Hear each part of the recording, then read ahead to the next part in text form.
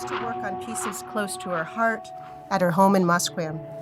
As Debra says, it is not art as you know it, but a way of life as we know it. And I'd like to welcome Debra Sparrow here.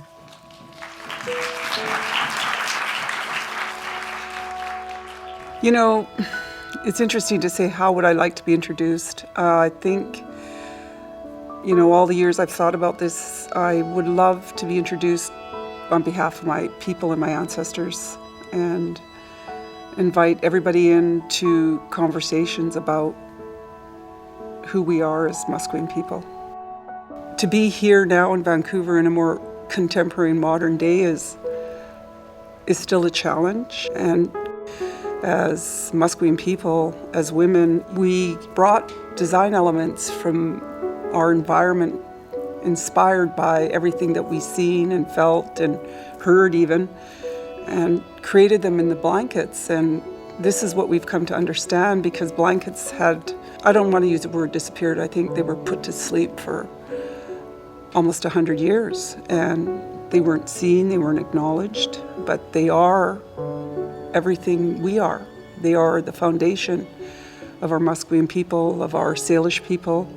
They define our ceremonies, they define our laws, they are our existence. Growing up in Musqueam, watching how everything in our longhouses unfolded before my very eyes, watching the fires, watching our elders speak, watching, you know, everything that reflected our history in that one contained room, I felt like I was back in time.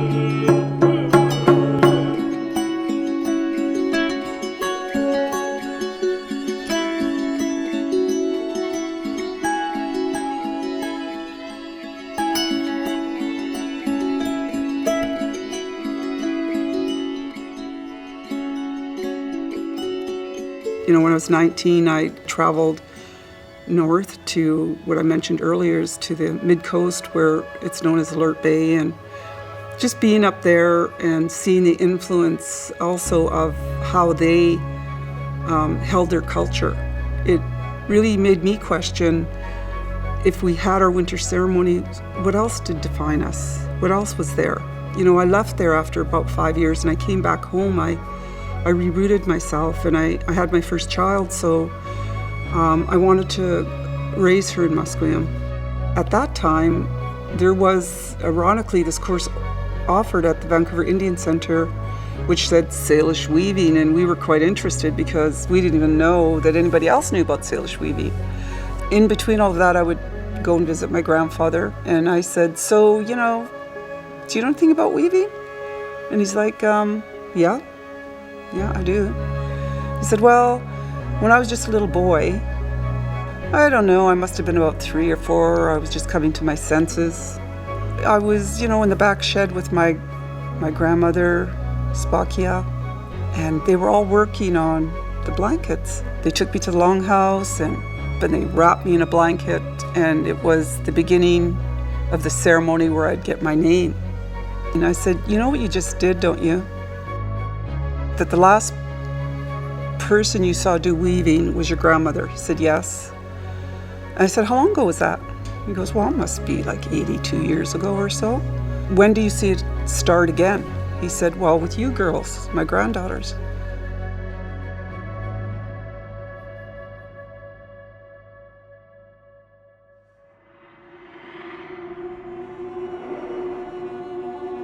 For some unknown reason, asthma emerged in my life, and it was a challenge for me for a good 15 years. And lots of times when I'd lay in the hospital and I'd be thinking about my people still when I was sick.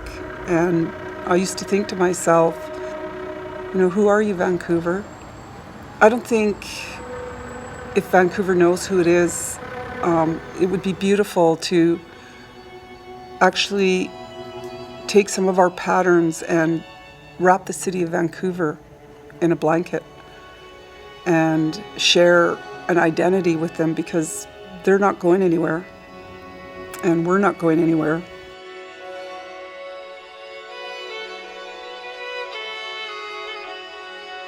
And yeah, the story just kept going, that I eventually, just kept having people come and ask me to do another one and another one. And I step back in time every time I'm creating a blanket. And when I'm in my kitchen working on my textiles and my weavings there, I leave the world behind. And I'm sane again. I'm connected again. It's my medicine. It's my reason for being here, and to be very responsible for how that moves through this world that we live in today.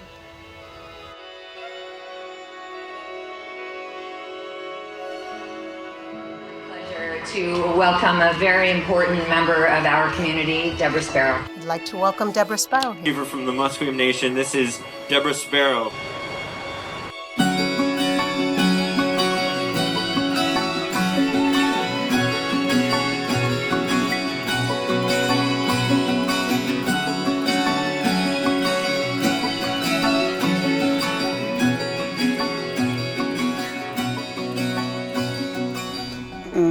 That brings us to today, when we're working now at Richards and Dunsmuir, and we decided to invite my cousin Anne George from Tsleil-Waututh and Chief Janice George and her husband Buddy.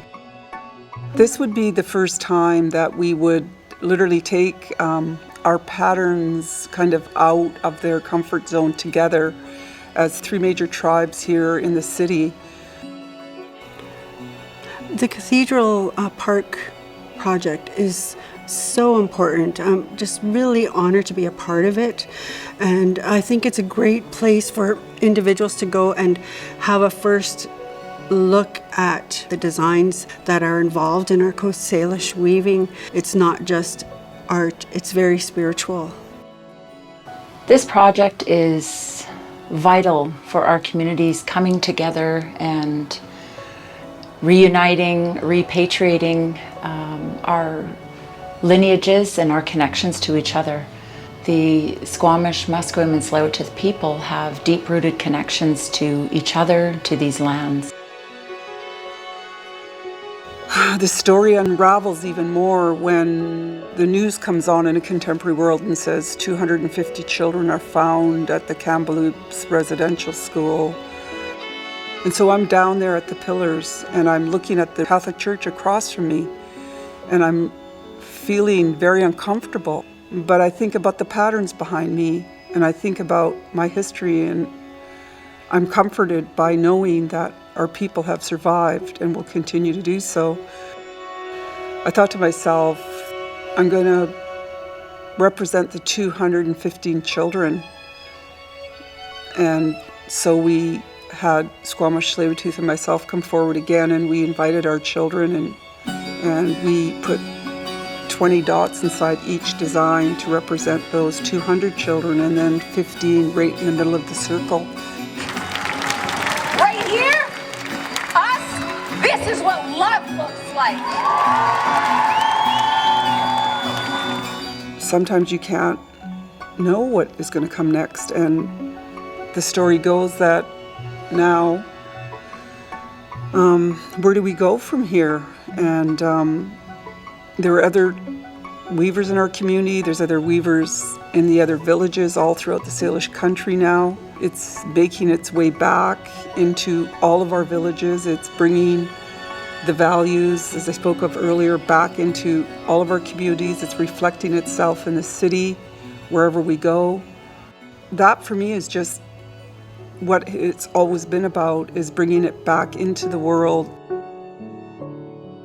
And the thing that my grandfather left with me when he left this world at 100, and I visited him in his bedroom, and he said, everything that I've shared with you, you share with whoever else wants to know. He said, know who you are and know where you come from. Because if you know that, then nobody can tell you otherwise.